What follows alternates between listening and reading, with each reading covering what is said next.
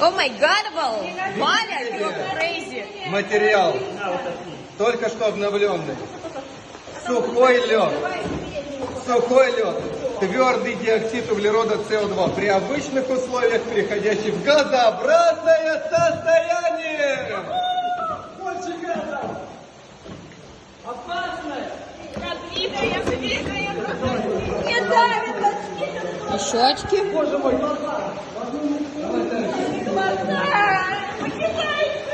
да что ж за жесть такая творится? Итак, вырабатывается он на углекислых установках и используется для охлаждения пищевых продуктов. Вы готовы? Да. У нас есть самый смелый? Да! Где он? Славик!